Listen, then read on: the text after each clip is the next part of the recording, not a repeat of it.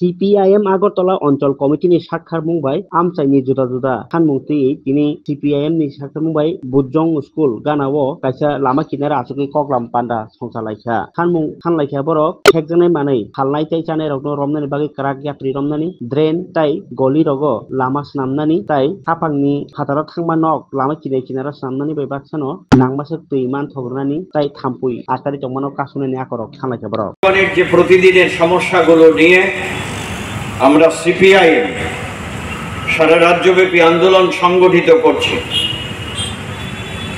আগরতলা এখানে আমরা বুজজাং চৌমুহনীতে যে সভায় মিলিত হয়েছি, কেন মিলিত হয়েছে এই সম্পর্কে এতক্ষণ শুনলেন। আমাদের কথা যারা শুনছেন আপনাদের কারোর মনে হতে পারে যে আগরতলা শহরে আমরা আছি, আমাদের বিশেষ সমস্যা, আমাদের তো কোনো সমস্যা নেই।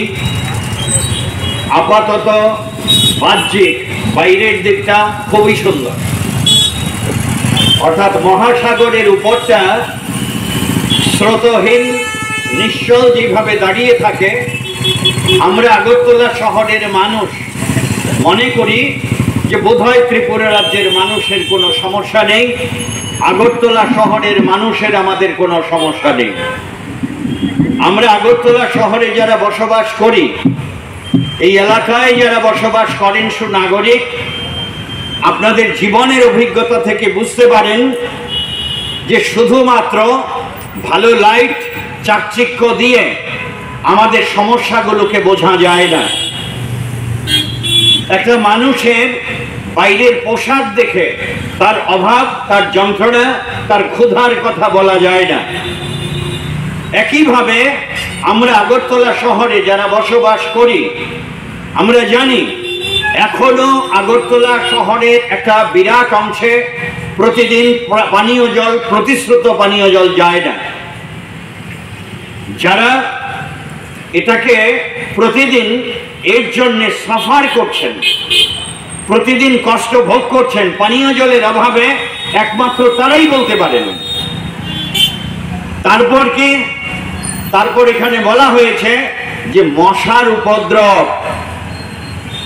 আপনারা কেউ বলতে পারেন যে সিপিআইএম এটা নিয়ে কেন বলছে? হ্যাঁ, আমরা বলছি এই কারণে যে বামফ্রন্ট সরকার যখন ছিল, আমরা বলছি না যে তখন মশা ছিল না, তখন ছিল, কিন্তু নিয়মিত ওয়ার্ডগুলো থেকে প্রায় প্রতিদিন বিভিন্ন এলাকায় নর্দমাগুলোর মধ্যে লিকুইড যে স্প্রে দেওয়া হতো যাতে মশাকে কিছুটা রোধ করা যায়।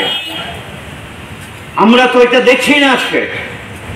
আগরতলা শহরের নাগরিক আমরা মশাকে রোধ করার জন্য সরকারের পরিকল্পনা, আগরতলা পৌর নিগমের কোনো পরিকল্পনা আমরা দেখছি না।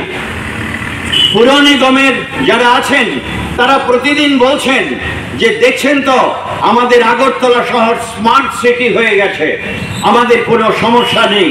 কে বলল? হরেক রকম সমস্যায় জর্জরিত আগরতলা শহরে যারা আমরা বসবাস করি তাদেরও। সারা রাজ্যের কথা তো বলে লাভ নেই। ত্রিপুরা রাজ্যে আপনারা প্রতিদিন যারা দেখেন বিভিন্ন চ্যানেল, বিভিন্ন পত্রিকা, কি রাজ্যের কোথাও না কোথাও বিদ্যুৎহীনতা, 6 দিন 7 দিন যাবৎ বিদ্যুৎ নেই, মানুষ রাস্তা অবরোধ করছে। আমরা দেখছি রাজ্যে কোথাও না কোথাও